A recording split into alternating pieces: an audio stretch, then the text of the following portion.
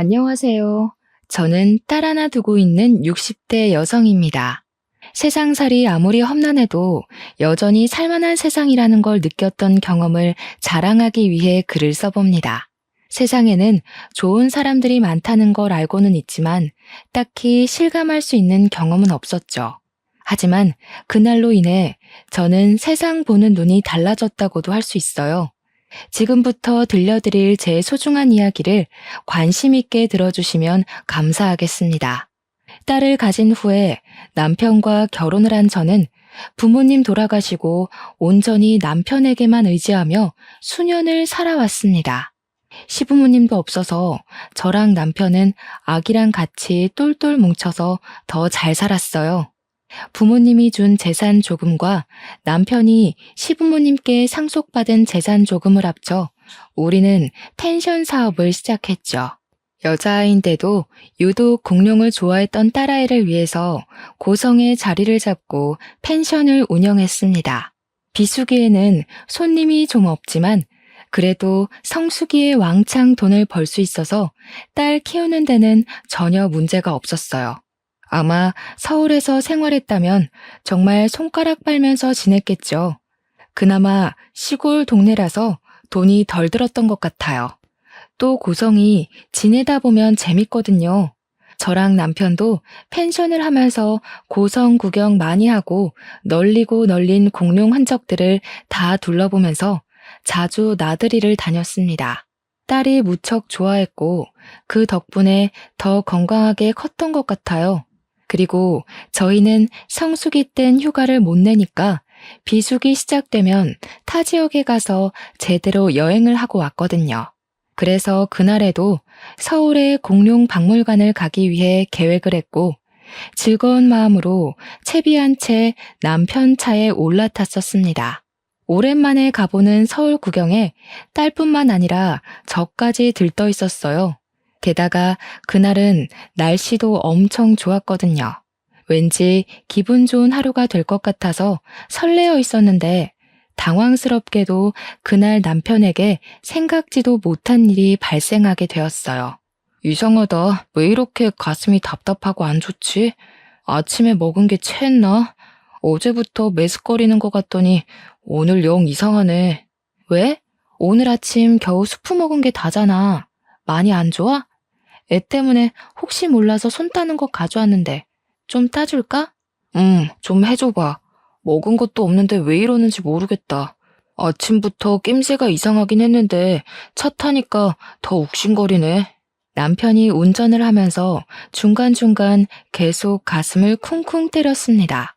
체한 것 같다고 하길래 제가 고속도로 달리는 동안엔 한쪽 손을 주물러줬고 엄지손가락만 따줬어요. 가슴을 쿵쿵 때릴 정도로 남편이 불편함을 호소하는 건 처음 봤기에 저도 남편 상태가 굉장히 걱정되던 차였어요. 손을 따고도 소화되는 지압을 계속해줬는데 아무래도 남편은 안 되겠나 보더라고요. 단단히 체했다고 느낀 건지 그냥 중간에 휴게소를 들러서 소화제라도 사 먹어야겠다고 했습니다. 남편 안색이 많이 불편한 것 같아서 저도 그러는 게 좋을 것 같았어요. 몸이 안 좋은데 멀미까지 겹친 것일 수도 있으니 딸아이랑 같이 바람 쐴 겸 쉬는 게 좋겠다고 생각했습니다. 다행히도 휴게소는 그리 멀지 않아서 금방 차를 세울 수 있었어요. 남편은 내리자마자 휴게소 매점으로 향했고 저는 딸이 화장실 가고 싶다고 해서 남편한테 먼저 차에 가 있으라고 한 뒤 화장실을 다녀왔습니다. 그렇게 화장실을 갔다 올 때까지만 해도 제 앞에 닥칠 운명을 까맣게 모르고 있었어요. 남편이 당연히 차에 있을 거라고 생각해서 차 방향으로 가려는데 사람들이 매점 주위로 막 모여 있는 겁니다. 무슨 큰일이 일어났나 싶어서 딸 손을 잡고 걸어가면서 엿봤는데 그 순간 제 눈에 가장 먼저 들어온 건 남편 신발이었어요. 그 다음 보였던 게 의식을 잃고 누워있는 남편 얼굴이었습니다.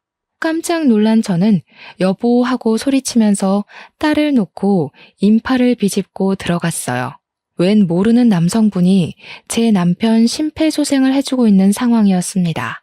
저는 예고 없이 쏟아지는 눈물을 흘리면서 어쩔 줄 몰라 손을 벌벌 떨었어요. 심장이 미친 듯이 쿵쾅거려 숨도 제대로 못 쉬겠더군요. 갑자기 숨을 못 쉬겠다더니 쓰러져 버렸어.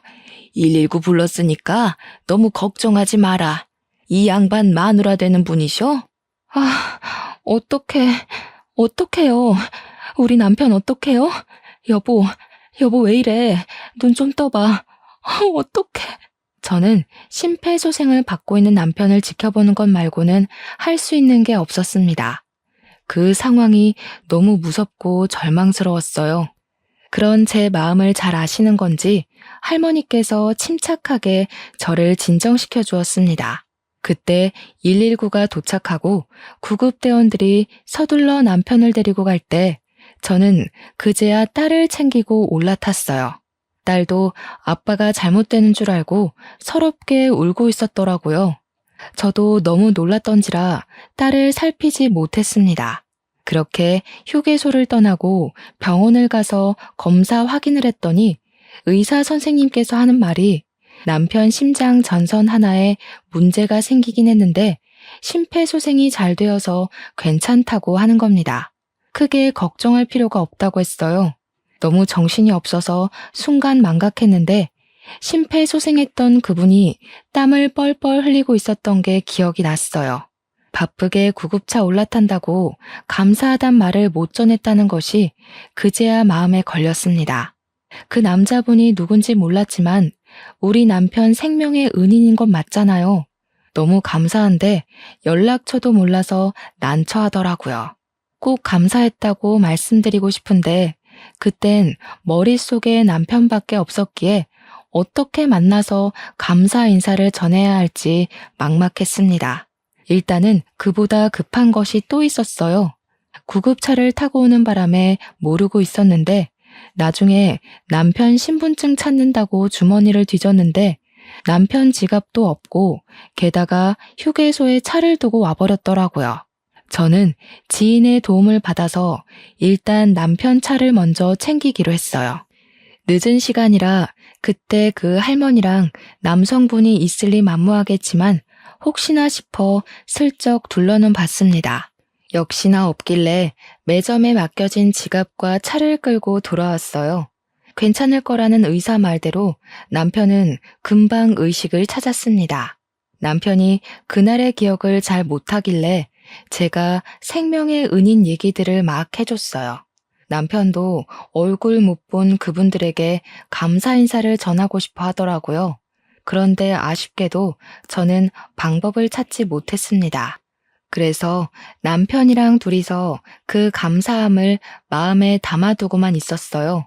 그 후로 딸에게 공룡 박물관 데려가지 못한 미안함이 남아서 그걸 선물로 풀어주느라 은인에 대한 생각은 잠깐 잊고 지냈어요. 그런데 며칠 뒤 남편과 잠자리에 들려고 할 때쯤이었습니다. 모르는 번호로 남편한테 전화가 왔는데 그때 저도 옆에 있어서 들을 수 있었는데요. 나예요.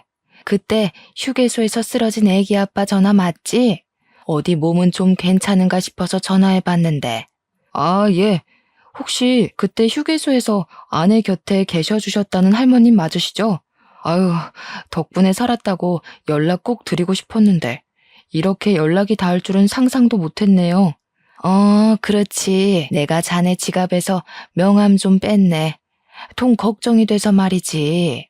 나도 이 나이까지 먹으면서 젊은 총각이 길거리에 픽 쓰러지는 경우는 처음 봐서 얼마나 놀랐는데 목소리 괜찮은 거 들으니까 마음이 놓이네. 정말 덕분에 살았어요. 그때 저희 식구들 다 정신이 없어서 감사 인사도 못 드렸습니다. 정말 죄송해요. 감사해요. 그리고 혹시 저한테 심폐소생술 해주신 분과는 아는 사이인가요? 저희가 그분께도 꼭 감사 인사를 하고 싶어서요. 그 사람? 내 아들 놈이야. 의사 일을 하고 있어서 맨날 심폐소생술 하니까 별로 힘들지도 않았을겨. 감사 인사는 내가 전해줄게. 지금은 아기 아빠 몸 걱정만 해. 나도 기절 한번 해본 적이 없는데 젊은 사람이 벌써 몸이 엉망이면 쓰나. 감사합니다. 정말 감사합니다. 제 생명의 은인이세요. 복 받으실 거예요. 아들분께도 꼭 제가 감사했다고 전해주세요. 직접 얼굴 보고 인사드리고 싶지만 바쁘실 것 같아서 이렇게만 말씀드리는 거 죄송해요. 남편은 할머니가 보이지도 않는데 자세를 바로 하면서까지 고개를 연신 숙였습니다. 영영 생명의 은인분들에게 인사를 못 드리게 될 줄 알았는데 그날 밤 연락이 와서 저랑 남편 둘 다 많이 놀랐어요. 할머니 말로는 남편 추후가 걱정되고 궁금해서 지갑에서 명함 하나쯤은 빼도 될 것 같아 손을 댔다고 하더라고요. 남편 지갑에 손을 대준 것이 감사했던 적은 또 처음이었어요.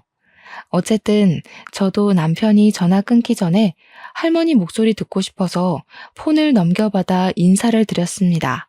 할머니는 마치 저와 남편의 가족이라도 되는 것처럼 건강을 많이 걱정해줬어요. 딸도 있으면서 부모가 건강해야지. 딸이 엄마 아빠 닮아서 아주 예쁘던데. 그렇게 예쁜 자식 울리면 좋은 부모 못 되는 거야. 딸한테만 투자하려고 하지 말고 자네들 몸 관리도 같이 신경 써. 가족 하나 잃는 것만큼 식구들에게 못할 짓은 없다. 할머니는 저희에게 참 감사한 충고를 해주고는 전화를 끊으셨습니다. 그 따뜻하고 마음이 너무 고마워서 저랑 남편은 새삼 눈물을 찔끔 보였어요. 그리고 할머니 말대로 건강검진을 소홀히 하지 않으며 살았습니다. 그때는 그저 정말 고맙고 따뜻하신 분이구나 그렇게만 생각하고 지난 일이라 넘겼습니다. 감사 인사도 드렸으니까 더더욱 마음에 남은 무거운 빚은 없었죠. 그리고 저희는 또 일상을 살아갔어요. 저희는 한 고비를 넘겼으니까 다음에는 더 잘 예방할 수 있을 거라고 생각을 했습니다. 그렇게 할머니 말씀대로 남편이 특히 직장과 검진을 병행하면서 주기적으로 검사를 받았는데요. 갑자기 고성병원에서 큰 병원에 가봐야겠다고 하더라고요. 그래서 남편이 연차를 내고 저랑 딸과 함께 서울로 올라갔어요. 검진을 다시 실시했더니 뇌동맥류 질환이 발견되었다면서 수술을 해야 된다는 겁니다. 솔직히 심장이 철렁했지만 그래도 의사 선생님이 남편더러 검진 열심히 해서 목숨에 지장 없이 수술로 해결할 수 있는 거라 했습니다. 조금은 안심이 되었어요. 그런데 문제는 남편 스스로의 기분이었어요. 남편은 평생 감기도 잘 안 했었는데 갑자기 이렇게 아프니까 스트레스를 많이 받았나 보더라고요. 수술을 하고 입원해 있는 동안 부쩍 기운이 빠져갔습니다. 내가 벌써 이러면 안 되는데 미안해 여보. 나 참 볼품없는 가장이지.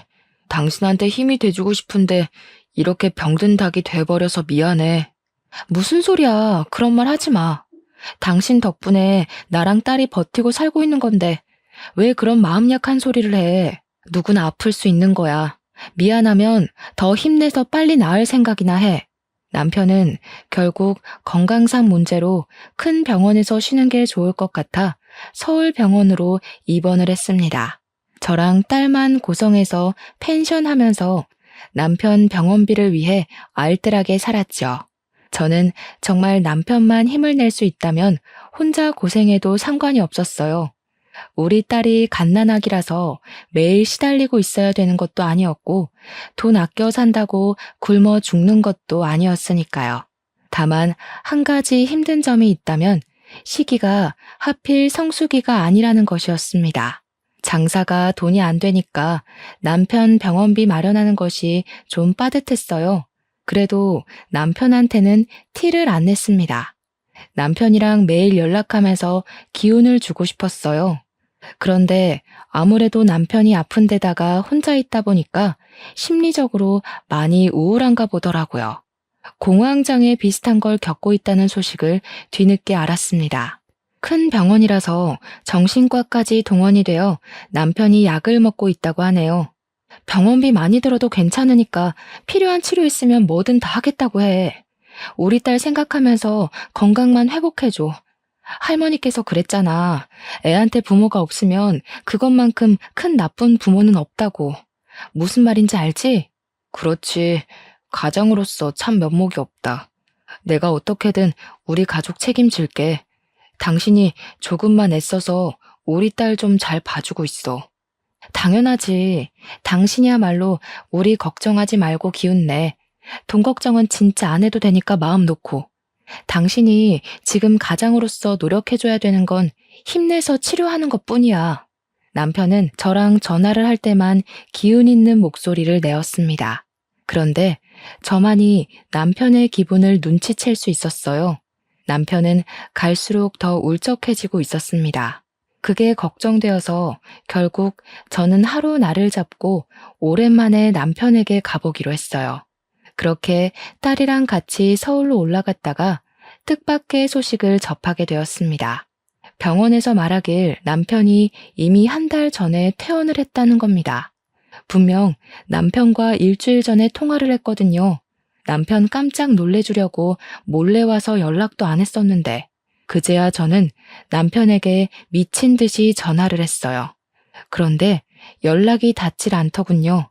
그건 아주 잠깐의 문제가 아니었습니다. 남편은 그대로 밑도 끝도 없이 잠적을 해버렸어요.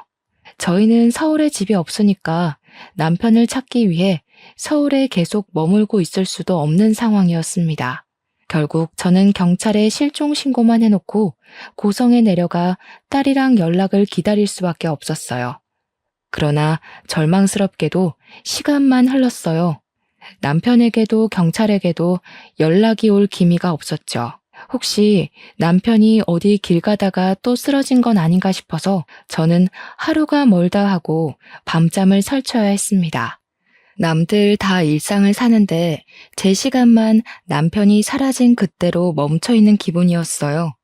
경찰에 독촉도 해봤지만 성과는 여전했습니다. 그렇게 세월이 흘러 제 딸이 어느덧 결혼할 나이가 되어버렸어요. 그때까지도 남편은 저희 곁에 무소식만 남겨주고 있었죠. 저는 결코 남편을 포기하지 못했는데 딸은 이미 마음속으로 자기 아빠를 저 세상으로 배웅한 듯 했습니다. 그걸 차마 제게는 말 못하고 있는 것 같았어요. 딸의 속상한 마음을 알지만 저는 그 마음을 모른 채 하고 싶었습니다. 인정하는 순간 저는 영영 남편과 만나지 못할 테니까요.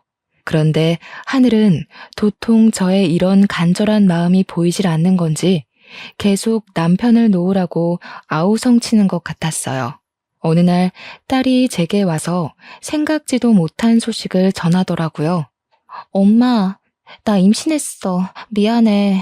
엄마가 아빠 때문에 얼마나 힘든지 아는데도 나 사랑하는 사람이 있어. 나만 그렇게 위로받고 행복하게 지내고 있어서 미안해. 그런데 나 이제 그 사람이랑 같이 살고 싶어. 결혼도 안 한 딸이 갑작스레 임신을 했단 소리에 너무 놀라서 벙찌고 말았습니다.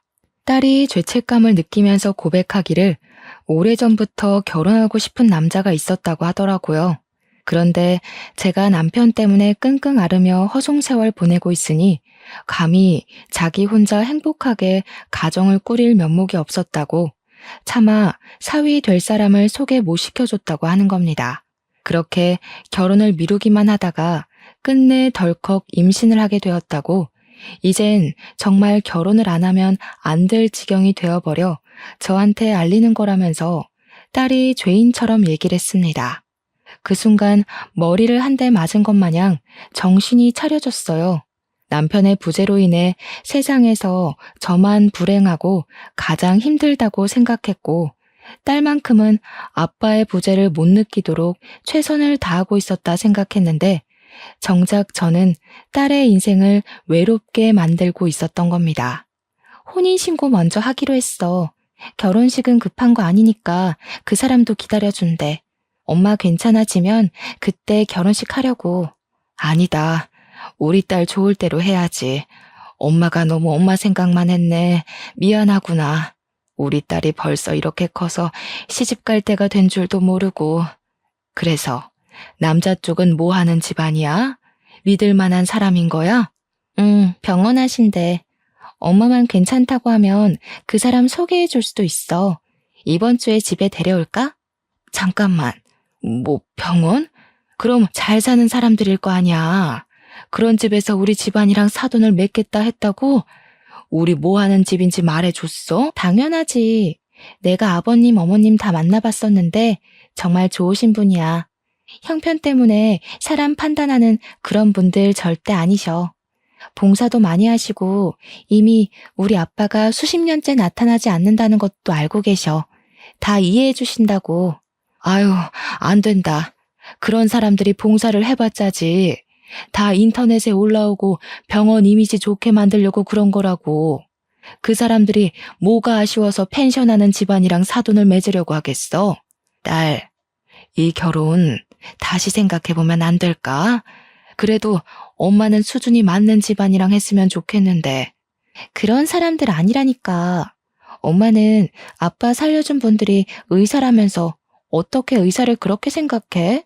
그리고 어머님, 아버님은 힘든 사람들 병원비 안 받고 진료도 봐주고 수술도 해준대.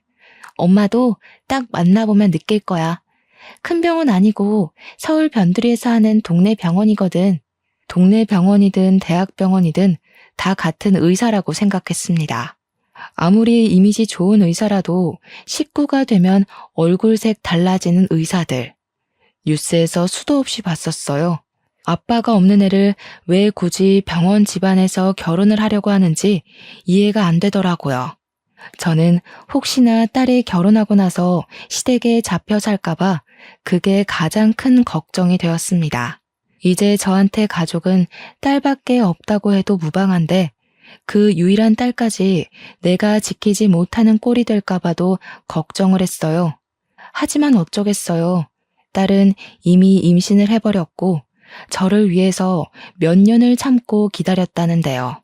일단 엄청나게 큰 병원이 아니라 그냥 동네 외과 정도라니까 한 발 양보해서 결혼을 허락해 주었습니다. 그리고 그날 밤, 저는 결국 남편의 사망을 받아들여야 했고 딸을 위해서라도 남편을 놓아주어야 했어요. 남편이 보고 싶어서 정말 많이 울면서도 우리 가족 책임진다고 해놓고 사라져버린 남편이 원망스럽기도 했습니다. 딸이 상견례 날짜를 잡았다고 말해주고 난 후 저는 그때까지라도 마음을 추스르려고 노력 많이 했습니다. 그렇게 저의 감정 절반을 포기하며 지내던 어느 날이었어요.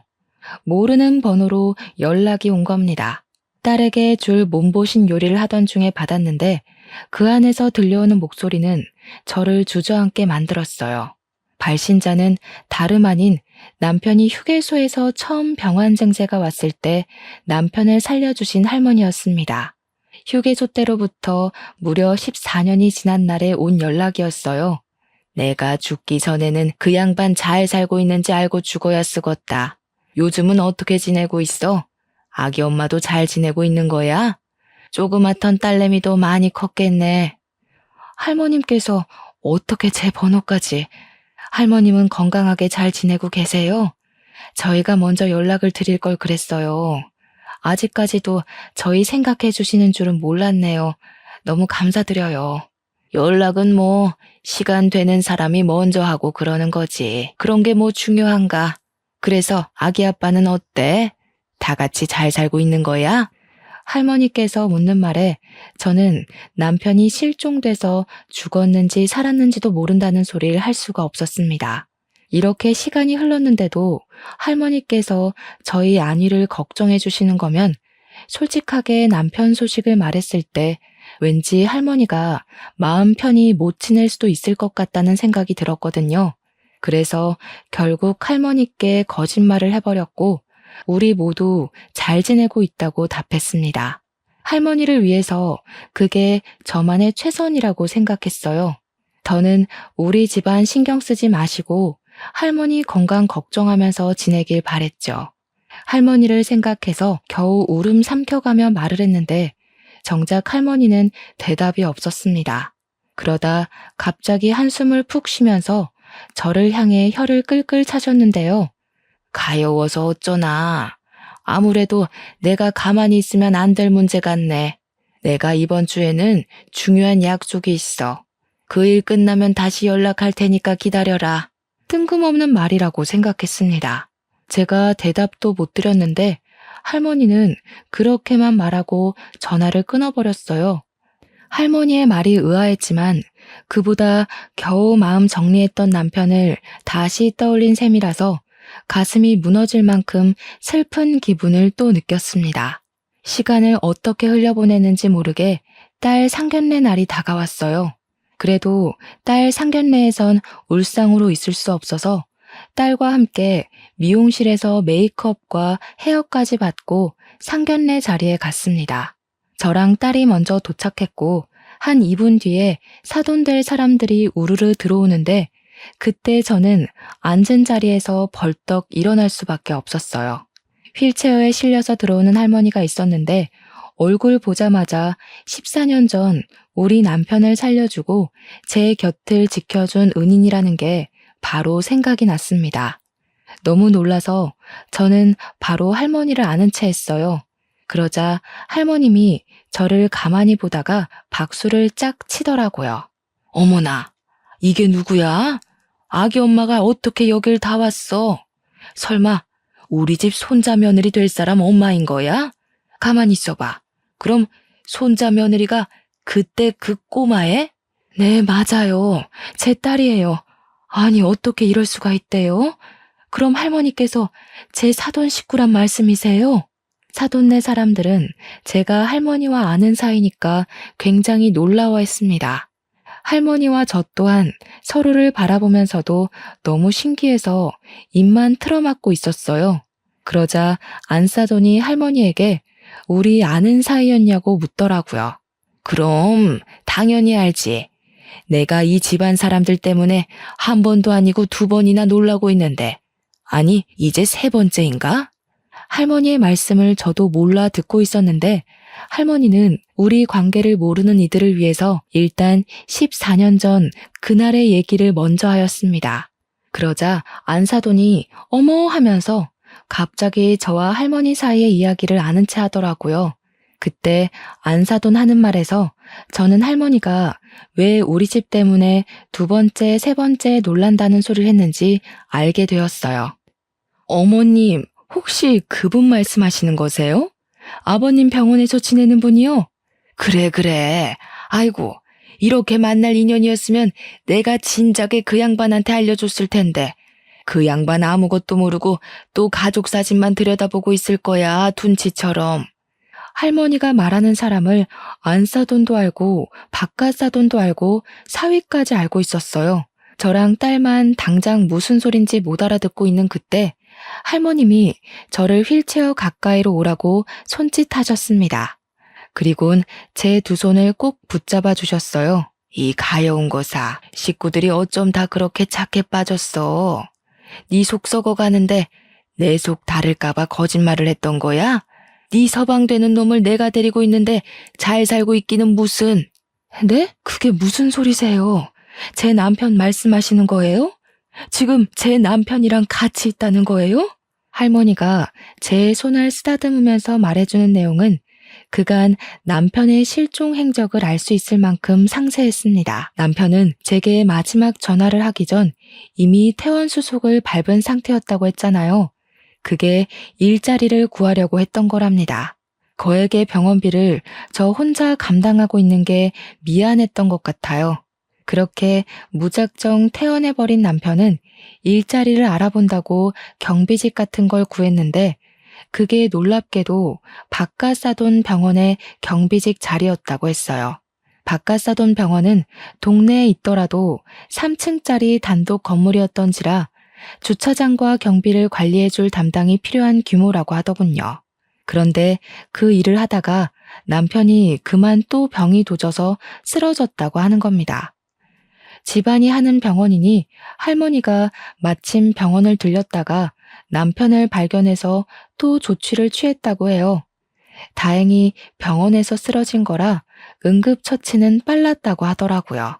그러나 무리한 탓 때문인지 남편은 반신이 마비가 된 상태로 의식을 찾았다고 했습니다. 할머니가 남편을 알아보고서 아주 혼쭐을 내며 가족들에게 연락하라고 했는데 남편이 그걸 거절했다네요. 그렇잖아도 병원비 많이 드는 이 몸뚱어리를 이 꼴까지 만들었는데 그런 모습을 절대 가족들에게 보일 수 없다고 했답니다. 남편 고집을 꺾지 못한 할머니도 어쩔 수 없이 10년 넘게 연락 못 주고 있었다고 했어요. 그래도 할머니는 중간중간 그게 가족한테는 도리가 아니라고 잔소리를 했으나 남편이 울면서 부탁하는 바람에 매번 제게 따로 연락을 하는 걸 포기했다고도 했습니다. 남편은 그렇게 긴 세월 자신을 숨길 동안 죽어라 재활을 받으며 노력하는 덕에 한쪽 다리는 신경이 돌아온 상태라고 하더군요. 완전히 정상이 되면 당당한 가장으로 가족 앞에 나설 거라는 남편의 말에 할머니는 아무래도 시간이 너무 많이 소요되는 것 같아서 할머니 또한 마음이 안 좋았대요. 마치 저희 가족에게 대신 죄를 짓고 있는 기분을 느꼈다고 하더라고요. 그래서 결국 남편 폰을 뒤져 제 연락처를 알아냈고 그날 저한테 전화한 거라고 합니다. 그 사실에 제 딸도 놀라고 저도 놀라서 할머니 앞에 주저앉았어요. 그러자 안사돈이 저를 부축해주면서 다독여 주었습니다. 그분 되게 좋으신 분이던데 가족분들 아프게 그냥 둔 것 보면 조금 야속하기도 했네요. 이렇게라도 만날 수 있어서 얼마나 다행인 기회인지 몰라요. 아휴, 세상에 너무 감사합니다. 저는 제 남편이 죽은 줄로만 알고 어떻게 살아야 할지 막막했는데 저희 남편 살려주셔서 너무 감사해요. 저는 그저 그들에게 고맙다고 인사를 하면서 화장이 번질 만큼 눈물을 보였습니다. 게다가 바깥사돈 되는 분은 우리 남편을 심폐소생으로 살려준 분이잖아요. 얼굴 보고 인사드리는 건 처음이었는데 다리에 힘이 없었던지라 저는 무릎을 꿇은 채로 바깥사돈에게 감사하다고 고개를 숙였어요. 다들 저더러 당연히 해야 할 일을 했을 뿐이라며 대신 위로해 주었습니다. 이 상황이 그저 너무 감사했는데 일단 저는 당장이라도 남편을 찾아가고 싶었어요. 하지만 저희는 상견례를 위해서 모인 사람들이라서 마음을 추스리고 자리에 앉아 그제야 사돈으로서 인사를 나눴습니다. 여기서 이럴 게 아니라 우리 인사 나눠야 될 사람이 한 분 더 있잖아요. 그래도 애들 상견례인데 우리 아들 장인어른 되는 분과도 한자리에서 인사 나누는 게 맞지 않겠어요? 이만 정리하고 저희 병원으로 2차 갑시다. 그래도 사돈들이 제 마음을 알아준 건지 상견례를 간단하게 마치고서 서둘러 남편이 있다는 병원으로 데려가 줬어요. 바깥 사돈이 태워줘서 저랑 딸이랑 바깥 사돈이랑 사위가 같이 움직였고 안사돈 차로 할머니랑 둘이 따로 왔습니다. 그렇게 찾아간 병실 문 앞에는 정말 제 남편의 이름이 적혀 있었어요. 그걸 보자마자 저는 벌써 눈물이 터졌습니다. 심장이 미친 듯이 뛰어 다리가 후들거렸어요. 딸과 사위의 부축을 받으면서 그렇게 병실로 들어갔는데 남편이 창가에 화분을 정리하며 목발을 짚고 있더라고요. 보자마자 여보 하고 불렀습니다. 남편이 저를 돌아보는데 14년 만에 보는 남편의 모습에 허둥대면서 뛰어갔어요. 그리곤 남편을 붙잡고 여기저기 살펴보면서 오열을 했습니다. 제 눈앞에 있는 남편이 꿈은 아닐까 싶어서 한참을 놓지 못하고 있었는데 남편이 저를 포근하게 안아줘서 실감했어요. 남편은 저랑 딸이 찾아온다는 걸 할머니한테 좀 전에 연락받은 듯 했습니다. 너무 오래 기다리게 했지. 미안해. 내 욕심 때문에 자꾸 시간만 미루다 보니까 당신이랑 딸만 아프게 만들었다. 우리 딸 저렇게 예쁘게 키우느라 얼마나 고생했어. 남편은 애써 웃으면서 저랑 딸한테 사과를 했어요. 그러면서 뒤이어 덧붙이는 말이 가족을 이렇게 직접 보니까 힘이 나고 좋은데 그놈의 책임감 때문에 차마 저랑 딸 앞에 못 나타났던 것이 이제야 후회스럽다고 하더라고요. 다시 돌아보니까 그건 책임감이 아니라 도망이었을 뿐이었다는 걸 깨달았다네요. 남편의 사과 따위 저는 다 필요 없었습니다. 그저 남편이 살아있는 것만으로도 너무 감사했어요. 딸도 뒤늦게 아빠한테 다가와서 아빠랑 포옹을 하며 보고 싶었다고 엉엉 울었습니다. 우리 딸이 아빠 없는 동안 엄청 예쁜 아가씨가 됐네. 어쩜 그렇게 똑 부러지는 사위를 골랐대? 아빠는 두말할 것 없이 우리 사위로 합격이야. 아마 딸보다 내가 더 사위를 잘 알지 않을까 싶은데? 사위는 남편을 바라보면서 어안이 벙벙해선 아저씨가 제 여자친구 아빠인지 꿈에도 몰랐다고 놀라 있었어요. 듣자 하니 딸이 아빠 얘기 나오면 속상해서 사위한테는 그냥 아빠가 오래전에 집 나가서 돌아가신 것 같다고만 했다더라고요. 그래서 사위도 그런 줄로만 알았다네요. 그리고 평소 남편 병실에 종종 찾아오면서 고민 상담을 많이 나눴던 것 같습니다. 제 딸에게 잘 보이고 싶었던 사위는 딸 가진 남편에게 이런저런 조언을 많이 구했다 하더라고요. 사위가 그간 남편의 말동무가 되어준 것 같아 고마웠는데 이것이 사위뿐만이 아니라는 게 좀 놀라웠습니다. 할머니도 남편이 우울증 안 걸리게 케어해준다고 마실 나오는 겸 남편에게 엄마 노릇을 해주었고 사부인도 가끔씩 남편이 먹고 싶다는 도시락을 싸주고 그랬다 하네요. 박가사도는 우리 남편을 1순위 환자로 꼼꼼하게 살펴줬고 병원장인 할머니 남편은 아빠한테 병원비를 받지 않았다고 합니다. 대체 얼마나 많은 은혜를 받은 건지 가늠을 할 수가 없었어요. 그저 사돈 식구들에게 너무 감사해서 몸둘 바를 몰랐습니다. 남편도 우리 가족한테 미안한 마음에 늘 마음속 응어리를 담아두고 살았는데 이렇게 얼굴 보니까 그간의 스트레스와 우울증이 다 씻겨가는 것 같다고 자기가 여태 잘못 판단했다는 걸 자각했어요. 그때 할머니한테 또 잔소리 들으면서 엉덩이를 한 대 맞았네요. 남편도 생명의 은인들이 졸지에 사돈까지 돼버린 일에 신기해하긴 했어요. 그리곤 너무 큰 빚을 졌다면서 우리 딸 잘 부탁드린다고 고개를 숙였습니다.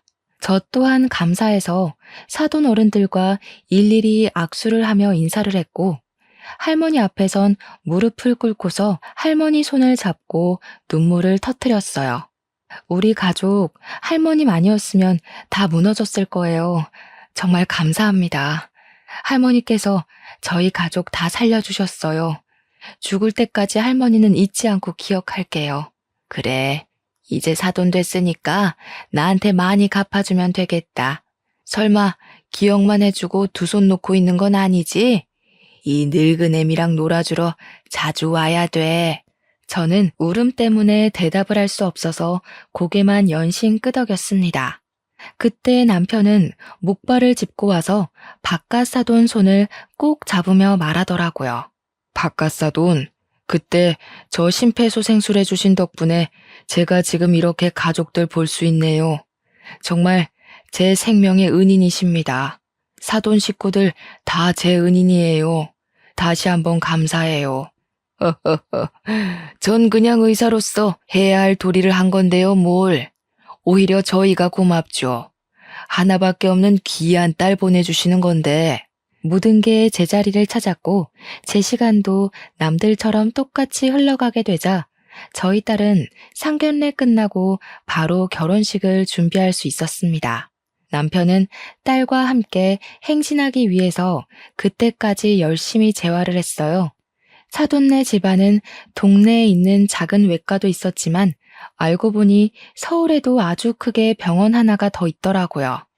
박가사돈이 주로 남편 입원해 있는 동네 병원에 장을 맡고 있고 할머니 남편 되시는 분이 서울 큰 병원에 장으로 있다고 했습니다. 우리 남편한테 돈 받지 말라고 하신 분이 생각보다 더 대단한 분이라서 얼마나 깜짝 놀랐는지 몰라요. 그분들은 무료 진료라고 우리 남편을 소홀히 봐주시는 것도 아니었어요. 의료기술 총동원해서 우리 남편의 재활에 전액을 다 지원해주고 있다고 들었습니다. 남편은 마음 좋은 사람들이 이렇게까지 도와주니까 더 열심히 해보겠다며 땀 뻘뻘 흘리며 재활을 했어요. 가족이 나타나자 더 힘을 얻은 남편은 끝내 행진 때 목발 하나에만 유지한 채 그 기다란 버진대로를 딸과 함께 걷는 걸 성공했습니다. 원래는 몇 걸음 걷지 못하고 금방 휠체어에 앉는다고 하더라고요. 그런데 결혼식 끝나는 내내 준비하고 있던 휠체어는 쓸모가 없었을 만큼 남편은 목발로도 잘 걸어 다녔어요. 저희 모두가 한마음 한뜻으로 기뻐서 눈물을 흘렸었습니다. 딸과 사위의 결혼식은 그렇게 우리 모두에게 의미 있는 날이 되었어요. 그리고 딸과 사위가 신혼여행 다녀온 뒤 머지않아 출산을 했습니다. 딸이 낳은 아이는 딸과 사위를 야무지게 닮은 예쁜 손녀였는데 온 가족들의 사랑을 크게 받고 크는 중이에요. 특히 할머니께서 증손녀를 한번 안으면 놓을 줄을 몰랐어요. 손녀도 할머니를 제일 좋아했을 만큼 둘이 친했습니다. 우리 손녀가 잘 클 때까지 할머니께서도 만수무강하시면 좋겠는데 아무래도 할머니는 연세가 있어서 결국 무리가 찾아오고 말았는데요. 아이고, 내가 이 나이 먹고 증손자까지 다 보네. 좋은 사돈 만나서 누릴 거 다 누리고 배부르게 눈 감겠어. 할머니는 그래도 병환 없이 90세가 넘도록 사셨지만 어쩔 수 없는 세월 때문에 결국 하늘나라로 가셨어요. 그나마 우리 손녀가 걸음마 떼는 건 보고 가셔서 얼마나 다행인지 모릅니다. 우리 가족들은 다 같이 똘똘 뭉쳐서 할머니를 잘 보내드렸어요. 장례식장에서도 사돈네 사람들보다 우리 식구가 더 많이 울었는데 특히나 남편이 3일 내내 정신 못 차릴 만큼 오열하고 슬퍼했습니다. 목숨을 살려준 은인을 넘어서 진짜 어머니라고 생각을 했던 것 같았어요. 할머니가 있는 세상이 훨씬 즐거웠지만 그래도 저희들은 여전히 행복하게 지내고 있습니다. 딸과 사위도 다투지 않고 사이좋게 지내는 걸 보니 제가 다 기분 좋더라고요. 할머니께서 우리 집안과 사돈 집안의 인연을 이어준 셈이나 다름없는 것 같아 하늘에 계신 할머니께 틈만 나면 감사하다고 말씀드리고 있어요. 덕분에 우리는 다른 집안과 다르게 사돈과의 사이가 아주 특별해졌습니다. 마치 대가족이 된 것처럼 저희는 자주 연락하고 같이 놀러 다니고 주기적으로 식사를 합니다. 또 명절 때마다 사위랑 딸이 시댁과 친정을 왔다 갔다 하는 게 힘드니까 어차피 얼굴 볼 거 그냥 한 곳에 다 모여서 며칠 동안 같이 지내고 있어요. 이번 추석에는 다 같이 우리 펜션에 와서 바비큐 파티를 하고 놀 생각입니다. 모든 게 그저 즐겁기만 한데 딱 한 가지 마음속에 내내 해결 안 되는 불편함이 남아 있었는데요. 사돈네 병원에서 계속 남편에게 무료 진료를 봐주려고 하는 것이 문제였습니다. 우리는 받을 만큼 받았기에 이제는 어떻게든 한 푼이라도 더 내려고 했거든요. 그런데 사돈 집에서는 간호사까지 시켜서 납부 못하게 해놨더라고요. 안사돈, 이러면 미안해서 얼굴 보기 힘들어요. 저번 약도 무료로 주셨잖아요. 저 이렇게 계속 받고는 못 삽니다. 우리 체면도 있지. 이제 그만 받아주세요. 오호, 사돈네한테는 평생 병원비랑 약값 안 받을 거라니까요. 우리 집안 사돈이 된 특혜니까 넣어두세요. 이건 돌아가신 저희 어머니께서도 반대하실 문제라고요. 저 불효하기 싫습니다. 아이고, 이 사람 참. 그럼 곧 명절에 우리 펜션 와서 고깃배 터지게 먹을 준비하세요. 저도 돈 한 푼 안 받고 대접만 할 테니까 아무것도 들고 오시면 안 됩니다. 저희 펜션에는 사돈댁 돈 반입 금지예요. 예, 그럼 병원비는 바비큐로 갚아주시죠. 제가 좀 많이 먹는 타입인데 감당할 수 있을지 모르겠네요. 사돈네에 미안한 건 여전하지만 그래도 저희는 서로 이렇게 배려하면서 조금은 불편하게 사는 것이 너무 좋습니다. 남편은 사돈네 덕분에 정말 날이 갈수록 몸이 좋아지고 있어요. 입원할 필요는 없어졌고 약 먹으면서 꾸준히 운동을 하면 앞으로는 목발 없이 걷는 것도 가능할 거라고 합니다. 지금 이렇게 사연을 쓰면서 생각해 봐도 저희 집안 얘기가 보통 사연은 아닌 것 같아요. 청취자분들도 그렇게 들어주셨는지 모르겠네요. 저는 사돈댁을 보면서 많이 팍팍해진 세상이 그래도 살만하구나. 나도 마음 따뜻한 사람이 되도록 노력해야지 싶은 자세로 지내고 있어요. 이렇게 너무 좋은 인연을 만나게 해준 제 인생에게 가장 고맙네요. 앞으로 저희 식구는 생명의 은인인 사돈네의 은혜를 갚으면서 살 예정입니다. 제 이야기는 여기까지예요. 따뜻한 제 사연 관심 갖고 들어주셔서 정말 감사합니다.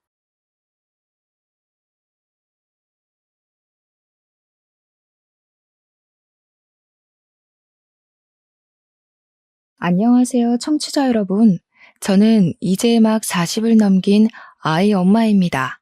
슈퍼우먼 같이 든든한 엄마가 되고 싶어서 어제도 오늘도 노력을 하고 있는 중이랍니다. 우리 아들에게 비가 오면 우산이 되어주고 바람이 불면 벽이 되어주는 그런 멋진 엄마로 살기 위해서 아침마다 다짐을 하고 있습니다. 그런 제가 이렇게 사연을 쓰게 된 이유는 제가 이 결심을 하게 된 지 얼마 되지 않았기 때문입니다. 우리 아이가 저로 인해 혹은 우리 가족으로 인해 받았을 상처를 생각하면 참 마음이 미어질 것 같습니다. 그래도 꿋꿋하게 서로를 의지하며 잘 버텨내고 있는 만큼 상처를 툴툴 털고 새 출발을 하자는 마음에 속 시원하게 털어보려고 사연을 올려봅니다. 혹시라도 사연을 들으시는 분들 중에 제가 누군지 알고 계신 분들이 있다면 모른 척 넘어가 주시는 센스 기대해 볼게요. 그러면 제 이야기 지금부터 시작해 보도록 하겠습니다. 저는 결혼하기 전까지 저에게 정말 이런 일이 생길 거라는 상상을 한 번도 해본 적이 없었습니다. 모든 사람들이 그렇듯 결혼을 하면 알콩달콩한 신혼을 보내고 아이를 낳아서 육아를 하고 아이가 입학하고 졸업하고 취업을 하고 결혼까지 하게 되면 노년에 손주 재롱 보는 재미 좀 없고 그런 일생을 생각하실 텐데요. 저도 별반 다르지 않았답니다. 아니, 저도 분명 그런 길을 가게 될 것이라고 생각을 했습니다. 제가 인복은 참 많다고 생각을 했는데 정말 미꾸라지 한 마리가 물을 다 흐린다고 은혜를 원수로 갚는 사람이 있을 줄은 상상도 못했습니다. 결혼하기 전 저는 회계사 사무실에서 사무보조로 일을 하고 있었습니다. 그 사무실에서 남편을 만나 연애를 시작했고 결혼을 하게 되었습니다. 남편은 회계사였는데 연봉도 상당히 좋은 편에 속했고요. 사무실의 주축이라고 할 만큼 능력도 괜찮아서 후배들이 줄줄 따르는 잘 나가는 사람이었습니다.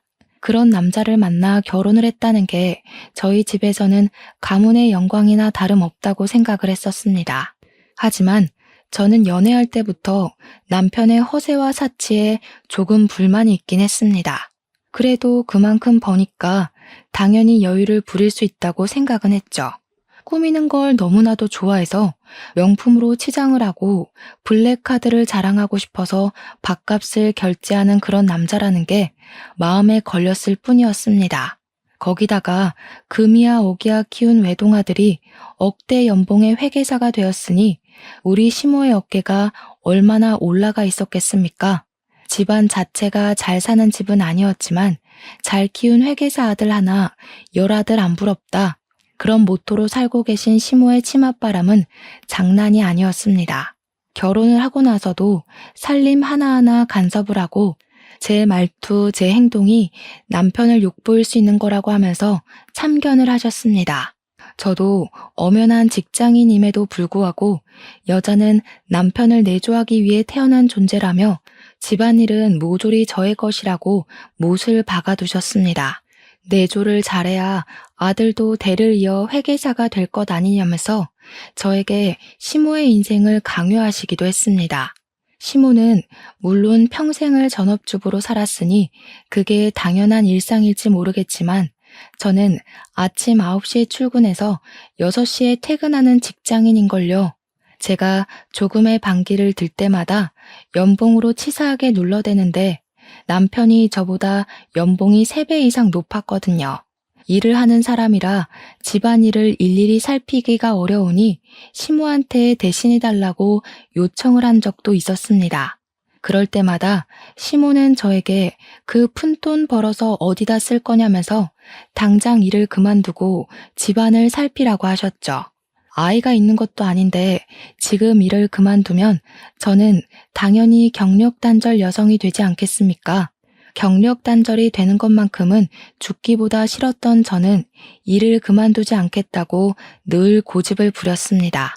남편은 연애할 당시에 꽁꽁 감춰두었던 마마보이 기질을 결혼 후에 마음껏 드러내며 저에게 시모가 하는 말이 법이라 생각하고 무조건 들으라고 요구를 했습니다. 정말 하루에도 몇 번씩 이혼을 생각해 보기도 했지만 그러기엔 이 사람이 저에게 주는 안정과 돈을 무시하기 어렵더라고요. 저는 매번 구박을 받으면서도 꿋꿋하게 일을 하며 사회인으로서 살아가고 있었습니다. 결혼 후에 시모가 얼마나 치사하게 굴었는지 하나하나 나열을 하자면 아주 끝이 없습니다. 시모는 저에게 매일 저녁 식사를 할 때마다 반찬 사진을 찍어서 문자 메시지로 보내라고 요청을 했습니다. 처음 그 연락을 받았을 때 정말 기가 막혀서 아무 소리도 나오지 않더라고요. 제가 이건 아니다 싶어서 딱 잘라 거절을 했더니 우리 남편한테 찍어서 보내라고 시켰더라고요.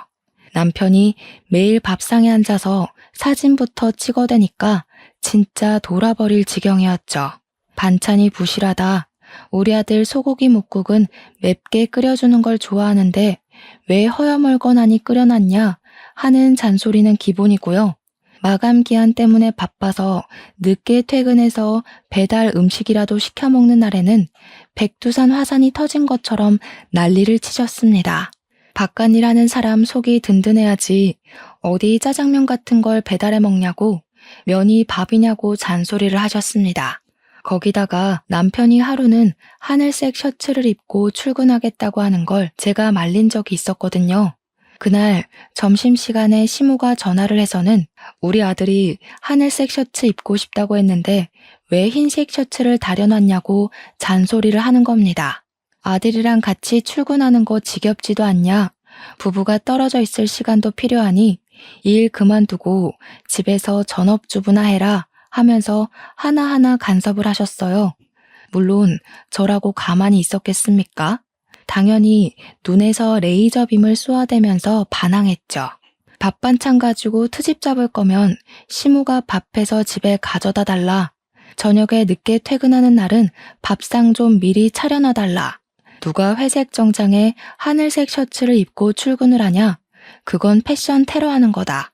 같이 출근하는 거 나도 싫다. 근데 내 경력보단 남편 경력이 이직하기 훨씬 수월하니 남편이 떠나야 하지 않겠냐 하면서요. 시모한테 하나하나 말대답을 하니까 본인도 할 말이 없었던 건지 아님 기가 찬 건지 모르겠지만 저한테 그러더군요. 집안에서 교육을 어떻게 받았길래 하늘 같은 시모한테 저리 따박따박 말대답을 하냐고요. 당연히 그 말도 한 귀로 듣고 한 귀로 흘리면서 무시해버렸습니다. 우리 부모님도 저를 정말 귀하게 곱게 키워주셨는데 며느리라고 하나하나 트집 잡는 시모야말로 집에서 어떤 교육을 받고 자랐는지 궁금하더라고요. 어찌됐든 그렇게 지옥 같은 신혼생활 끝에 제가 두 손 두 발을 다 들고 남편에게 어깃장을 제대로 놓았죠. 이렇게는 못 살겠다. 시모가 저렇게 간섭을 해대는데 내가 누구랑 살고 있는지 모르겠다. 우리 그냥 애 없을 때 갈라서 자고요. 그게 결혼한 지 딱 8개월쯤 되었을 때 일입니다. 그제야 남편이 화들짝 놀라면서 이혼은 죽어도 안 된다고 저한테 구구절절 변명을 늘어놓더라고요. 항상 시모가 이렇게 자기를 대해서 이게 잘못된 일인지 몰랐다고, 자기가 널 사랑하는 거 몰라서 그러냐고요. 저 없으면 안 된다고, 저밖에 없다면서 바짓가랑이를 붙들고 이혼만큼은 죽어도 안 된다고 매달리는 겁니다. 제가 그랬죠. 사랑한다고 하면 뭐하냐? 내가 이런 취급을 받으면서 노예 취급을 받고 있는 와중에도 내 편 한 번을 들어준 적 없지 않냐고요. 그러니까 자기가 이제라도 알았으니까 바뀌겠다면서 이런 취급 받지 않도록 노력을 하겠네 뭐네 말만 번지르르하게 하더라고요. 그날 이후로 시모의 간섭이 조금 줄어들긴 했지만 그래도 잔소리하고 싶어서 입을 움찔움찔 할 때마다 복장이 터져나갈 지경이었습니다. 제 생활이 매우 달라진 점도 없었어요. 그냥 잔소리가 3번 할 거 한 번으로 줄었다 이 정도였죠. 그 한 번도 도저히 견디기 힘들어서 저는 결국에 결단을 내렸습니다. 바로 짐을 싸서 친정으로 도망을 가버리는 일이었습니다. 회사에서 마주치긴 하지만 원래 허세가 있던 사람이라 집안일을 회사에서까지 꺼낼 것 같진 않았거든요. 친정으로 도망을 치자마자 이혼하고 싶다고 이야기를 했습니다. 그러자 며칠을 친정에 찾아와서 빌고 빌더라고요. 저희 부모님은 제 이야기를 전부 들으시고는 남편을 문전박대했죠. 퇴근 시간만 되면 저에게 이야기 좀 하자고 했지만 아버지께서 데리러 와주셨기에 남편은 헛물만 여러 번 들이켰습니다. 그러던 도중 이상하게 몸이 으슬으슬거리고 속이 좋지 않아 병원을 찾게 되었는데 정말 앞불싸. 다들 예상하셨을지 모르겠지만 제가 임신을 하고 말았던 것입니다. 티를 내지 않으려고 했지만 입덧이 너무 심하게 찾아왔고 사무실 사람 중 한 분이 혹시 임신한 거 아니야? 하면서 다들 알게 되었습니다. 남편은 이걸 기회 삼아 임신까지 했는데 이혼은 절대 안 된다고 아이를 아빠 없는 애로 키울 거냐며 저희 부모님께 눈물로 읍소를 했습니다. 시모도 제가 임신했다는 소식을 듣자마자 저한테 앞으로는 일절 연락하지 않겠다고 손주를 한부모 가정으로 키울 순 없다고 강하게 나오셨고요. 딸이었다면 또 모르겠지만 아들을 임신해서인지 시모는 제 눈치를 보기 시작했고 더 이상 잔소리도 하지 않았습니다. 대신 우리 아들에 대한 관심이 아주 하늘을 치솟게 되었죠. 저에게 임신도 했으니 이제는 일을 그만두라고 뱃속의 아이를 생각하라고 종용하셨고 남편 또한 저에게 육아에 집중했으면 좋겠다고 했습니다. 근데 제가 이혼을 하려고 짐까지 싸서 가출을 하기도 했었고 이런 남편, 이런 시무랑 살다 보면 하루에도 12번씩 이혼 생각이 절로 나거든요. 혼자가 되었을 때 아이를 키울 생각을 하다 보면 제가 어떻게 생각 없이 일을 그만둘 수 있겠습니까? 경력이 단절되어서 남편이 벌어오는 월급 말고는 살 방법이 없게 되면 이혼도 못하게 될 게 분명했으니까요. 그래서 저는 저희 회계법인 대표님과 1대1로 면담을 요청하게 되었습니다. 우리 대표님으로 말할 것 같으면 여자 혼자서 회계 사무실을 열고 지금은 회계사만 12명을 둔 법인을 세우신 분입니다. 거기다가 이혼을 하시면서 사무실을 오픈하셨기에 경력이 단절된 혹은 이혼을 해서 혼자가 된 여자들을 우선적으로 채용하시려고 노력하시는 분이시고요. 애 둘을 홀로 키우시면서 잠을 줄이고 일을 하여 지금의 법인을 세우신 대단하신 분이셨습니다. 제가 개인적으로 정말 존경하시는 분이기도 하고요. 아무튼 저는 대표님께 상담을 요청했고 제 이야기를 꼼꼼하게 들어주셨습니다. 제 고충을 이해한다고 하시며 보통 육아휴직을 1년 정도 사용할 수 있게 해주시는데 저에게 무급휴직으로 1년을 더 주시겠다고 하시더라고요. 1년 후에 상황을 봐서 바로 복직을 해도 되고 아니면 2년을 다 쓰고 복직을 해도 된다고요. 저는 너무나도 감사했죠. 이렇게 개인 사정을 봐주시고 휴직을 1년이나 더 사용할 수 있게 배려해주는 사무실이 어디 있겠습니까? 저는 일단 만삭 때까지 일을 하겠다고 이야기를 했고 1년 휴직 후에 1년을 더 쓸지 결정하겠다고 말씀을 드렸습니다. 저에게 비빌 언덕이 생겼으니 저도 마음이 한시름 놓이더라고요. 그 뒤로 출산 3주 전까지 저는 사무실에서 출근을 하며 일을 했고요. 아들을 떡하니 출산하게 되었습니다. 제가 아들을 낳아서 그런 건지 우리 시모의 태도가 묘하게 바뀌더라고요. 그전까지는 구박대기 취급을 했다면 아들을 낳은 이후에는 우리 귀한 며느리 어떻게 한 방에 이런 아들을 낳았어 하면서 우쭈쭈 해주셨죠. 솔직히 귀하게 생각하진 않으시는 것 같았지만 몸도 파삭거리는데 말이라도 저렇게 해주시니 나쁘진 않더라고요. 거기다가 아들을 낳았으니까 몸조리 잘해야 된다면서 값비싼 조리원을 떡하니 예약해 주셨습니다. 병원밥이 나오고 1인 병실처럼 생긴 일반 조리원이 아니라 엄청 푹신한 침대가 있고 호텔 같은 곳으로 예약을 해주셨습니다. 조리원에 있는 동안 다이어트라도 했어야 했는데 밥이 얼마나 고급스럽게 잘 나오던지 살이 하나도 안 빠진 것 있죠? 마사지까지 조리원에 있는 내내 받을 수 있게 예약을 해주셨는데 정말 행복한 곳이더라고요. 조리원에서 나온 뒤로 저는 1년 육아휴직을 알차게 사용하기 위해서 육아에만 오로지 집중을 했습니다. 물론 초보 엄마라 그런지 마음처럼 잘 안 되는 날도 많아서 힘들기도 했고 울고 싶은 날도 많았습니다. 아이가 왜 우는지 몰라서 같이 울었던 적이 한두 번이 아닌 것 같아요. 그렇게 날이 다르게 쑥쑥 커가는 아들을 보면서 내가 우리 아들의 방패막이가 될 것이다 하고 다짐을 했죠. 1년이라는 시간이 거의 다 지나갈 때쯤 우리 아들이 걸음마를 떼서 걷기 시작했어요. 보통 돌쯤 되면 다들 걷기 시작하잖아요. 성장이 느리지도 빠르지도 않은 딱 평범한 수준이었습니다. 그런데 우리 시모가 주책맞게 이렇게 빨리 걷는 애는 처음 본다면서 온 동네에 우리 손주 다리가 100만 불짜리 다리라고 이런 애들은 무조건 운동을 시켜야 한다고 설레발을 치더라고요. 물론 고슴도치도 제 새끼가 제일 예뻐 보인다고 하지만 돌 되어가는 애한테 무슨 운동을 시키라는 건지 저한테 축구 교실부터 빨리 알아보라고 하는데 어느 축구 교실에서 갓 돌된 아이를 받아주겠습니까? 제가 5살은 되어야 들어갈 수 있을 거라고 이야기를 하니까 동네 축구 교실 다녀봐야 무슨 실력이 늘겠냐고 축구 선수를 데려다가 1대1 강습을 시키라는 겁니다. 물론 어느 축구 선수가 갓 돌된 아기에게 축구를 가르치겠습니까? 그리고 저희 집이 무슨 재벌집도 아닌데 현역 선수를 부르라고 말을 말아야죠. 이런 일이 한두 번이 아니었습니다. 아이가 엘리베이터 숫자판을 바라보면 수학 박사가 될 조짐이 보인다고 하시고 TV를 빤히 쳐다보면 연예인이 되려고 벌써부터 저런다고 하시고 진짜 제가 남보기 부끄러웠던 적이 한두 번이 아니라서 말로 다 풀어낼 수가 없네요.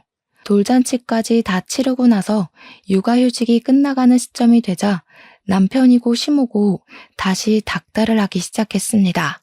이 어린아이를 두고 출근하는 게 눈에 밟히지 않겠냐. 엄마 품에서 자라야 할 애를 어디 맡기고 출근을 하냐. 생각이 있냐 없냐. 저한테 계속 일을 그만두라고 말을 하시더라고요. 하루에 12번도 더 말이죠. 저는 결국 대표님께서 저에게 배려해 주신 1년의 휴직을 더 사용하기로 마음을 먹었습니다. 대신 시댁과 남편에게는 일을 그만두었다고 거짓말을 하게 되었습니다. 육아휴직을 1년 더 연장했다고 하면 1년 뒤에 또 일을 그만두라고 할 것이 뻔했으니까요.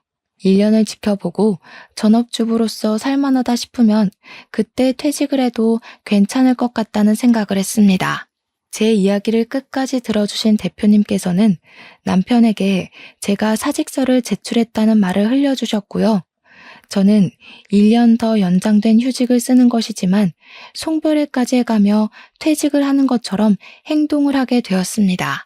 전업주부로 살게 되면서 어떤 서러움을 겪게 될까 솔직히 생각 안 해본 건 아니었습니다.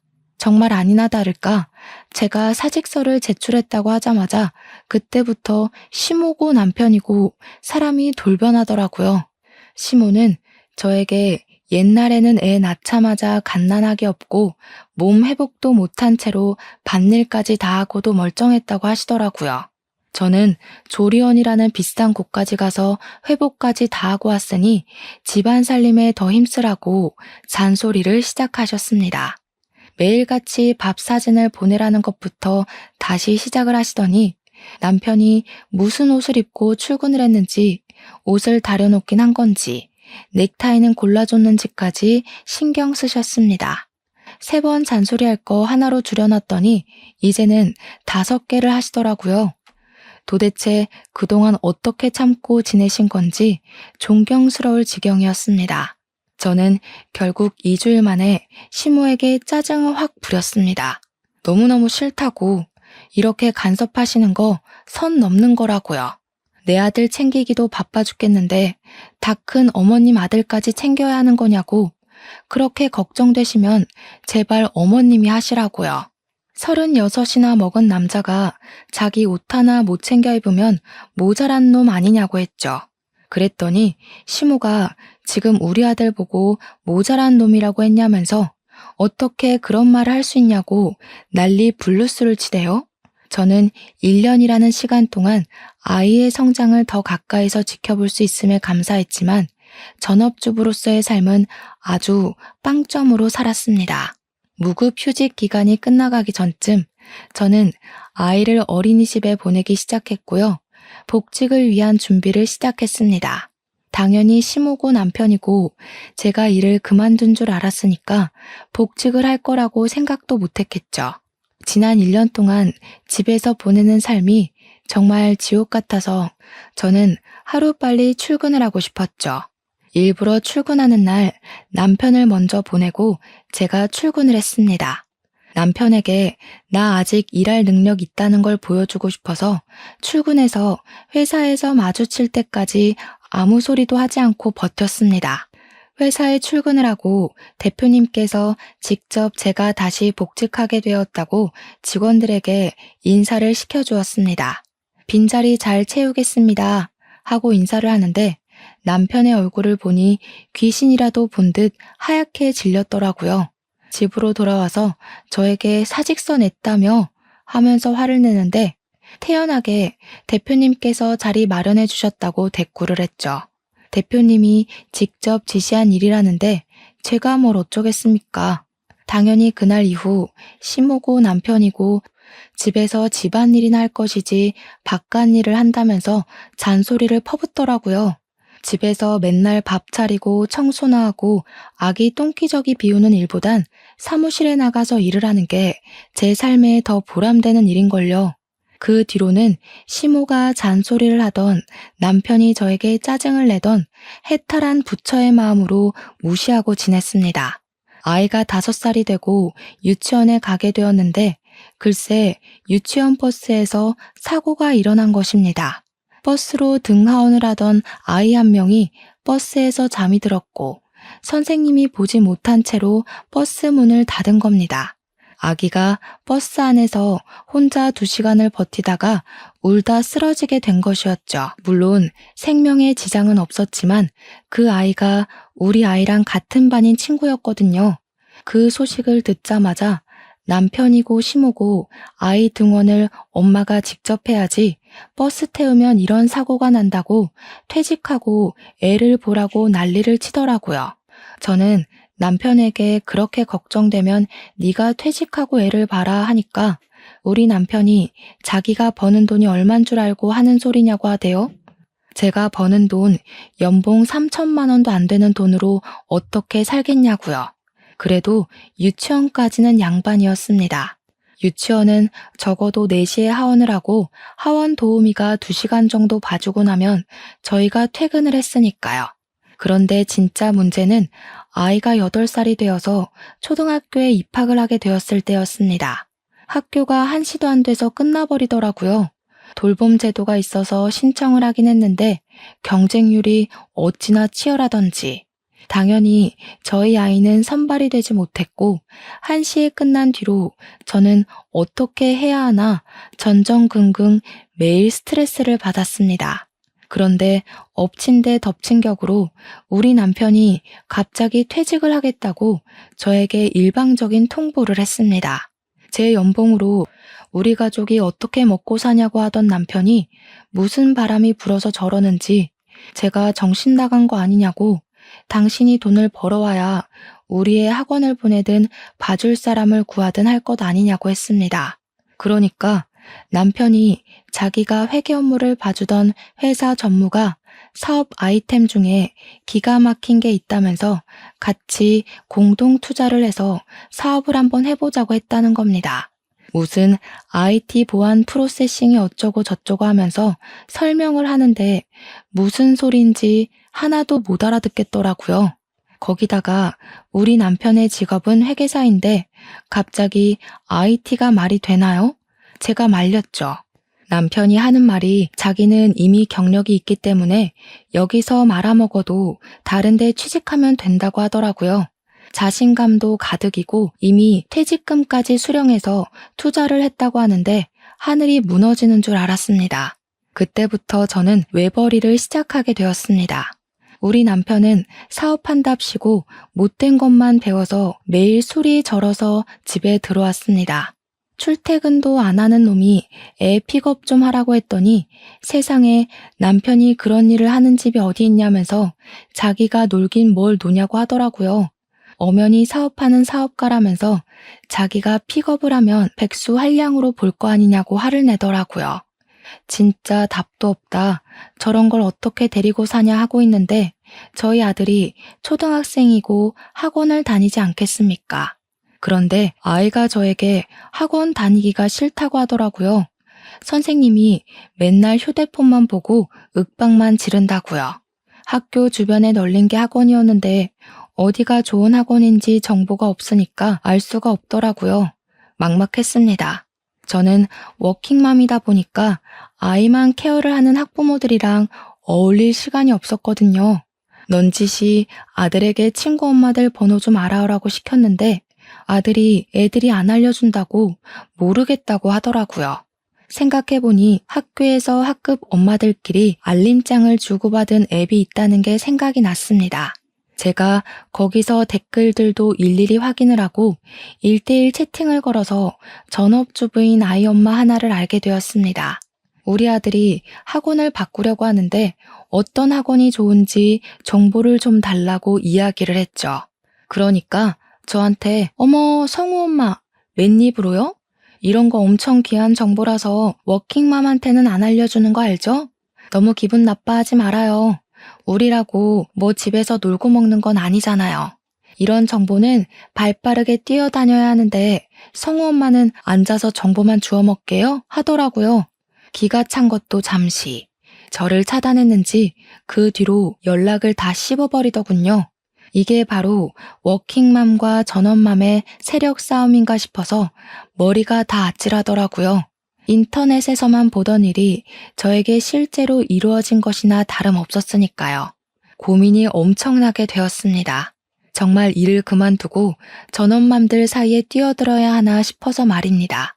그런데 우리 남편이 말이 좋아 사업까지 월급도 한 푼 벌어오지 않는 백수나 다름없지 않겠습니까? 퇴직금이 꽤 되었음에도 불구하고 그 돈을 한마디 상의도 없이 사업에 모조리 투자를 해버렸으니 막막하더라고요.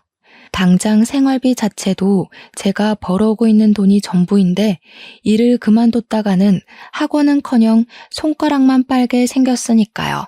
저한테 일을 그만두라고 난리친 게 언제였는지 무색할 만큼 우리 남편은 정말 돈 한 푼 가져다 주지 않았습니다.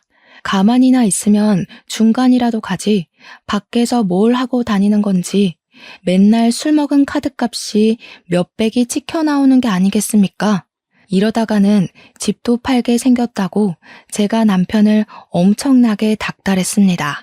사업은 무슨 사업이냐. 지금이라도 늦지 않았으니까 하루빨리 취직을 해라. 우리의 교육은 무슨 돈으로 시키려고 하냐 하면서 말입니다. 남편이 그동안 벌어뒀던 돈으로 생활하는 것도 한계가 있지 않겠습니까? 앞으로 손가락만 빨게 생겼다고 제가 우는 소리를 막 했죠. 그러니까 남편이 여태 벌어다 준 돈으로 뭘 했길래 자꾸 돈이 없다고 하는 거냐면서 저희는 매일같이 부부싸움을 하게 되었고요. 당연히 관계도 소원해졌습니다. 그렇게 며칠이 더 지났는데 학급 앱에서 채팅이 도착했다는 알림이 뜨더라고요. 채팅이 올 곳이 없는데 하고 확인을 해보니까 같은 반 채은이라는 여학생네 어머니였습니다. 저한테 갑자기 성우가 땡땡 학원에 다니고 있지 않냐면서 거기 선생님 행실이 엄청나게 불량스럽다고 이야기를 하시는 겁니다.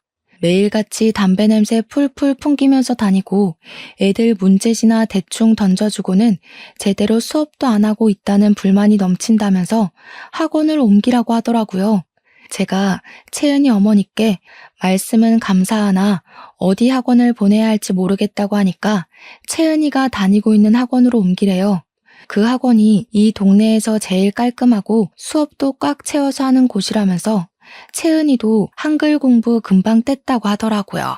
미술 학원을 보낼 생각은 없냐고 채은이가 성우랑 같이 학원을 다니고 싶어 한다고 말을 전해주시더라고요. F 미술학원에 다니면 차량 픽업까지 다 해주니까 학원에서 학원으로 이동할 때도 편하다고 알려주셨습니다. 이런 꿀 같은 정보를 제가 날름 받아먹어도 되는 거냐고 하니까 뭐 어떠냐고 같은 워킹맘들끼리 돕고 살자고 하시더라고요.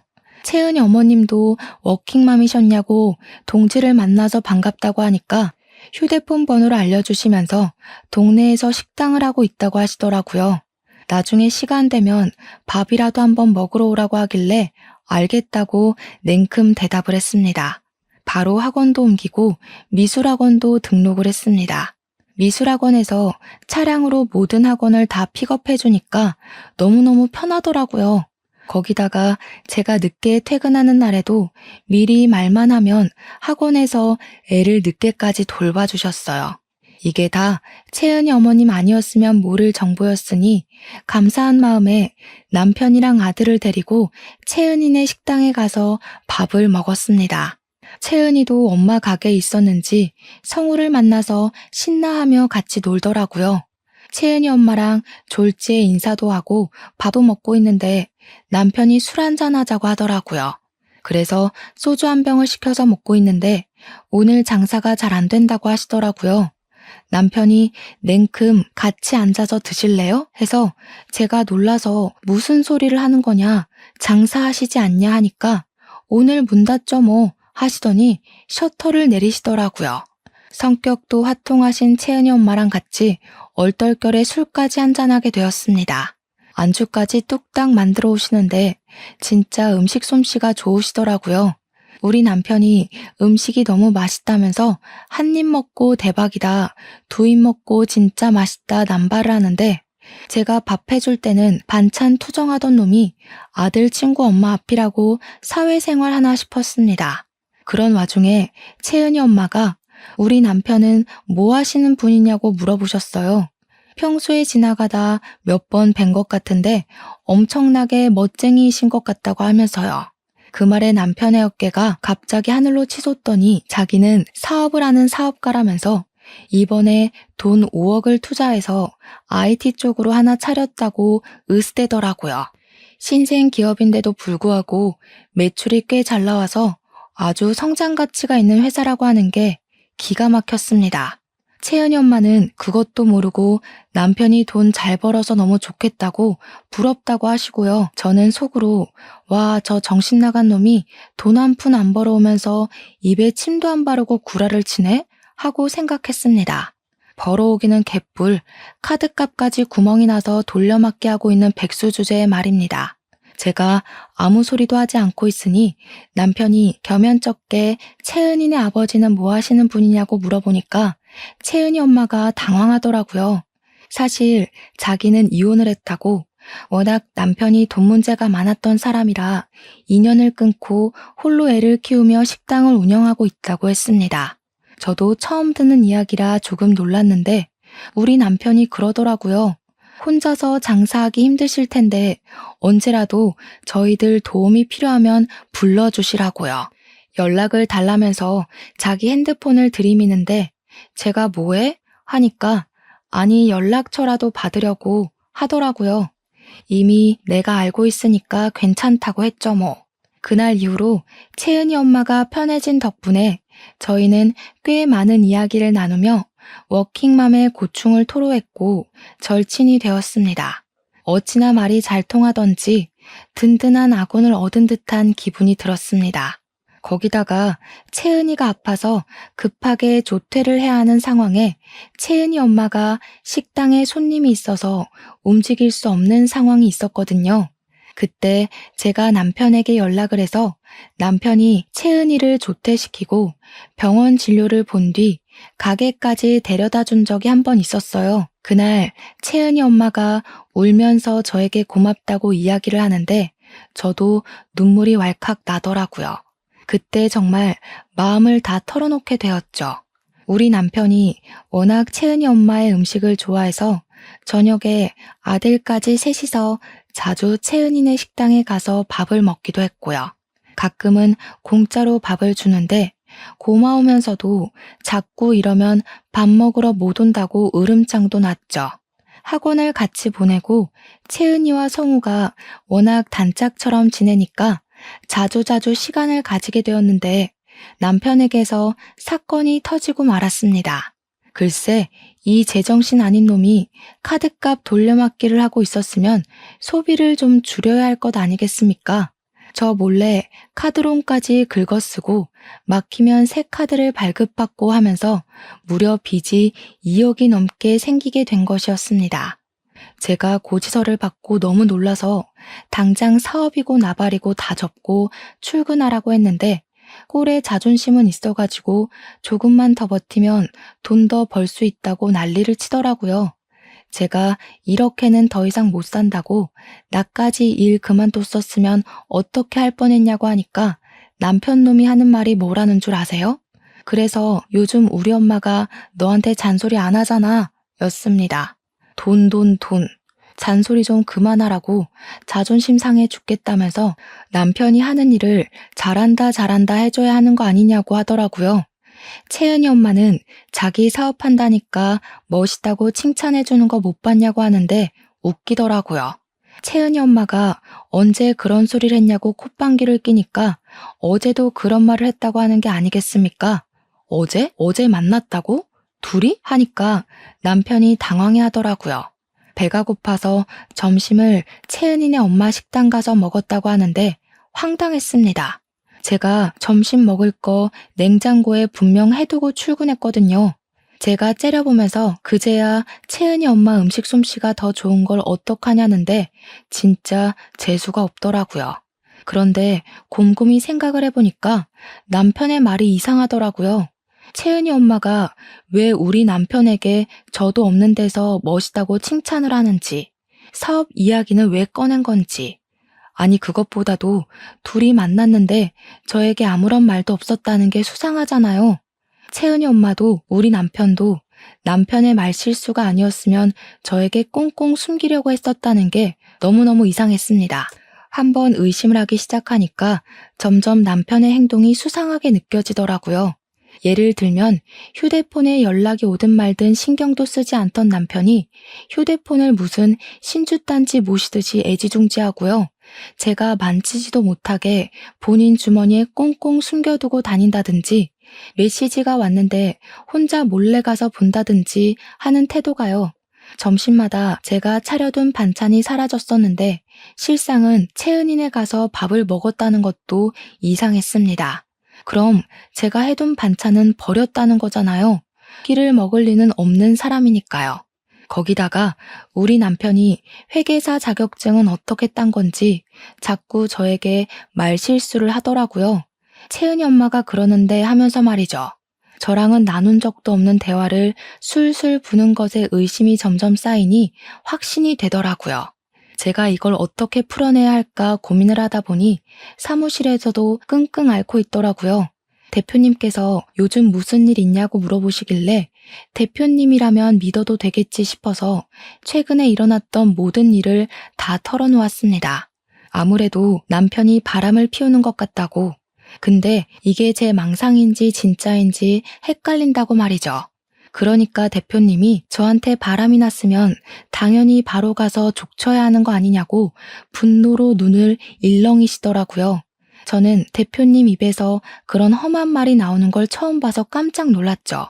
제가 대표님한테 이걸 어떻게 확인해야 좋을지 모르겠다고 하니까 하루 연차를 쓰고 하루 종일 미행을 해보라고 하시더라고요. 그날 꼬리가 안 잡히면 다음날, 그 다음날 계속 미행을 해보라고요. 제가 그 생각을 왜 못했는지 개탄스러웠습니다. 저는 바로 연차를 허락해 주신 대표님 덕분에 다음날 계획을 실행으로 옮겼습니다. 출근한다는 인사를 하고 집 밖을 나섰습니다. 참 양심도 없는 백수놈은 자기가 출근할 땐 나와서 배웅 안 한다고 뭐라 하더니 제가 출근할 땐 방에서 코 골고 자고 있더라고요. 저는 아파트 앞에 주차를 하고 조용히 숨죽여 대기를 타고 있었습니다. 오전 내내 잠을 퍼질러 자는 건지 기척도 없던 남편이 점심시간쯤 되니까 그제야 집 밖으로 나오더라고요. 당연하다는 듯이 채은이네 식당으로 가서 채은이 엄마랑 마주 앉아 밥을 먹더라고요. 더 어이가 없는 건 둘이 식당에서 나오더니 셔터문을 내리고 식당 2층으로 올라가는 게 아니겠습니까? 거기는 바로 채은이와 채은이 엄마가 사는 집이었습니다. 저는 콩닥거리는 가슴을 뒤로 하고 2층으로 올라가는 계단 밑에서 올라갈까 말까 고민을 하는데 문이 열리는 소리가 들리더니 남편 목소리가 들리더군요. 빨리 피임기고 사올 테니까 조금만 기다려. 편의점으로 가는 건지 저는 계단 밑에 숨어 있다가 남편이 오기 전에 살금살금 계단을 올라가 현관문 안쪽에 숨었습니다. 문이 열려 있었고 채은이 엄마는 방에서 흥얼거리며 있더라고요. 남편이 뛰어갔다 온 건지 생각보다 빠르게 도착을 했고 저는 집 안에 숨게 되었습니다. 안방으로 바로 들어간 남편은 뭐가 급한 건지 방문도 안 닫고 침대로 뛰어 들어가더라고요. 둘이 진한 스킨십을 하더니 대화를 나누는데 내용이 가관이었습니다. 저는 바로 녹음 앱을 켰습니다. 내가 당신을 일찍 만났으면 참 좋았을 텐데 우리 마누라는 너무 무뚝뚝해서 같이 사는 맛이 없어. 사업이 잘 될 때도 있고 잘 안 될 때도 있지. 내가 투자한 돈이 얼만데. 나 원래 회계사였던 거 알지? 억대 연봉 받던 사람이야 내가. 다시 사무소 들어가면 그 정도 벌 수 있다고. 어머, 너무 멋져. 내가 성우 엄마라면 이런 남편 또 받들고 살 텐데. 이야기를 듣는 내내 얼마나 어이가 없던지. 잠자코 둘의 결정적인 한 방이 나올 때까지 기다렸고 한 10분 정도 지나니까 진하게 둘이 붙어 먹더라고요. 저는 안방으로 지체하지 않고 성큼성큼 다가가 침대에 누워있는 둘의 모습을 사진으로 찍기 시작했습니다. 찰칵거리는 소리가 나니 둘이 놀래서 바로 소리를 지르더라고요. 전 그 모습을 놓치지 않고 동영상으로도 남겼습니다. 너네 지금 당당하게 불륜을 저지르는 거야? 야, 입이 있으면 말을 해봐. 그러니까 채은이 엄마는 입을 꾹 다물고 남편은 저한테 미행을 한 거냐면서 스토커냐고 오히려 적반하장으로 굴더라고요. 저보고 소름 돋아서 같이 어떻게 살겠냐고 이혼을 하자고 큰 소리를 떵떵 치는 겁니다. 누가 누구 보고 화를 내는 건지 어이가 없어서 좋다고 당장 이혼하자고 했습니다. 옷을 주섬주섬 입기 시작하더니 말 무르기 전에 당장 법원으로 가자고 하는데 채은이 엄마는 어머 하면서 기대감에 부푼 얼굴로 쳐다보더군요. 배신감에 치가 떨렸지만 저도 이혼하기로 마음을 먹었으니 법원으로 바로 달려갔습니다. 협의 이혼을 하기로 했지만 자기가 유책 배우자인 건 아는지 집은 제 명의로 해주겠다고 대신 양육비까지 한 번에 지급한 셈으로 치자고 하더군요. 집값을 빠르게 계산해보니 제가 손해인 건 아닌 것 같아서 알겠다고 했습니다. 뒤따라온 채은 엄마가 저한테 가식적으로 미안해 성우 엄마 하길래 콧방귀를 뀌었죠. 채은이 엄마, 앞으로 고생 좀 해봐. 불륜녀인 거 소문나도 내 탓하지 말고. 성우 엄마, 정말 미안해서 어쩌지? 나한테 이 사람 넘겨줘서 고마워. 재수없어서 발 앞에 침 한 번 뱉어주고 나왔죠. 그 둘도 의식이 된 모양인지 채은이 엄마는 바로 식당을 내놓고는 한 달 만에 채은이도 전학을 가버렸습니다. 이사가서 살림이라도 차린 모양이더군요. 저는 부지런히 일을 하면서 성우에게만 집중하며 지내고 있었는데 6개월이 지난 어느 날 채은이 엄마에게 한 통의 문자가 도착했습니다. 내 번호 차단했어? 전화는 왜 안 받아? 아니, 이 남자 사업가라며? 몇 억을 투자했다길래 부자인 줄 알았더니 빚만 3억이 말이 돼? 성우 엄마, 나 한 번만 도와줘. 2억이 조금 넘었던 빚이 3억을 넘어갔나 보더라고요. 한량백수로 살던 놈이 고소하다 못해 배가 아플 때까지 웃어버렸습니다. 답장을 해줄까 말까 고민을 하다가 원래 읽고 씹는 것이 더 기분이 나쁘잖아요. 그래서 그냥 무시해버렸습니다. 뒤늦게 정신 차리고 회계사로 복직하려던 전 남편은 우리 사무소에서 감사 비리업체 뒤를 봐준 이력이 뒤늦게 걸려서 회계사 자격이 정지되어 버렸습니다. 복직은 당연히 물 건너갔고 아무것도 할 수 없는 신세가 되어버렸죠. 앞으로 뭐 먹고 살지 제 알 바는 아니지만 둘이 나라 끝까지 고생했으면 좋겠습니다. 저는 성우의 든든한 보호자로서 다시 한번 제 인생의 새 출발을 하려고 합니다. 저와 성우의 내일을 응원해주세요.